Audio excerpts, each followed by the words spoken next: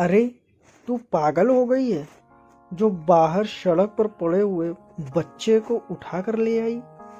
हाँ माँ जी, बच्चा बहुत रो रहा था, मुझे देखा नहीं गया। अरे तो क्या ना इसके घर का पता ना उसके परिवार का, तो क्या हुआ? मैं ही इसका घर हूं और मैं ही इसका परिवार। अरे पर तेरे खुद के तो खाने के ठिकाने नहीं है, इसे कहाँ से खिलाएगी? माँ जी, जो मैं खाती हूँ उसी में से इसको खिलाऊंगी। हम दोनों रोटी मिल बांट कर खा लेंगे। अरे कम से कम अपने पति से तो पूछ लेती, वो क्या बोल रहा है? क्या राजी हो गया बच्चे को रखने के लिए? अरे माँ जी, उसे सिर्फ अपने शराब से मतलब है। घर में कौन आता है कौन जाता है उससे उसे कोई लेना देना नहीं। जब कमाना मुझे है, पालना मुझे है, तो फिर उससे पूछना क्यों? देख ले, समझाना मेरा फर्ज था, अब आगे तेरी मर्जी। मर्जी क्या है माँ जी? जब शादी हुई थी तब किसी ने मर्जी नहीं पूछी। पति शराब पीता है तो नहीं पूछता, बच्चे बड़े हो गए तो नहीं पूछते।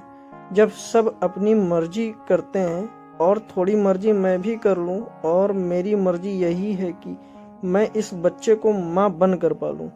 अरे सोच समझ कर फैसला ले, इसमें क्या सोचना?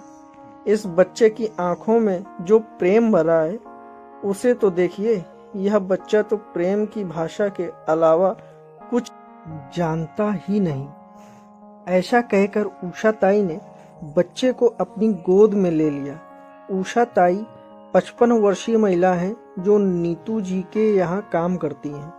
नीतू जी को उषा ताई माँ जी ही कहती हैं, क्योंकि नीतू जी ने उषा ताई को तब सहारा दिया था जब वह बिल्कुल अकेली हो गई थी। उषा ताई के परिवार में उनके पति और उनके 2 बेटे थे, पर पति को शराब पीने से फुर्सत नहीं और ना ही उसे घर से कोई लेना देना। और जो बेटे थे, बड़े होने पर वो भी उन्हें छोड़ करके चले गए। उषा ताई बहुत अकेली हो गई थी। ऐसे में नीतू जी हिच थे जिनके उषा ताई अपने दिल की बात कह दिया करती थी। कहने को नौकर मालिक का रिश्ता था, पर नीतू जी उषा ताई को छोटी बहन की तरह ही मानती थी। आज सुबह उषा ताई नीतू जी के घर की तरफ आ रही थी तो कचरे के ढेर में से उन्हें बच्चे की रोने की आवाज सुनाई दी। एक बार तो वो आगे की तरफ बढ़ गई, लेकिन बच्चे के लगातार रोने की आवाज सुन करके वो बेचैन सी हो गई। उनका मन नहीं माना तो वो बच्चे को गोद में उठा लाई। नीतू जी उषा ताई को यही समझा रही थी कि तुमने इस बच्चे को जन्म नहीं दिया, तुम्हारी अपनी कई परेशानियां हैं, तू इसे क्यों लेकर आई हो? पर उषा ताई बार बार यही कहे जा रही थी कि माँ बनने के लिए जन्म देना जरूरी नहीं। यह तो एक ममता का रिश्ता है, एक प्रेम का रिश्ता है जो आपस में जुड़ा होता है। वहां इतने लोग मौजूद थे, पर दिल मेरा ही क्यों पसीजा? शायद इसके और मेरे बीच एक प्रेम का रिश्ता था, जिस कारण मैं इसकी ओर खिंची चली गई।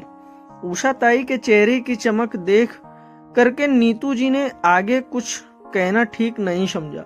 उन्होंने बस इतना कहा कि जैसी तेरी मर्जी हो वैसा कर, जिस चीज से तुम्हें खुशी मिलती हो वह करो, मैं मना नहीं करूंगी।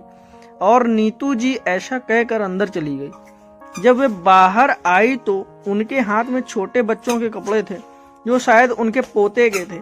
वे कपड़े ला करके उन्होंने उषा ताई को दिए और कहा कि ये लो, इन्हें रख लो, अभी तो मेरे पास यही है, बाद में मार्केट से मैं कुछ नए कपड़े ला दूंगी, छोटे से नन्हे से कान्हा के लिए।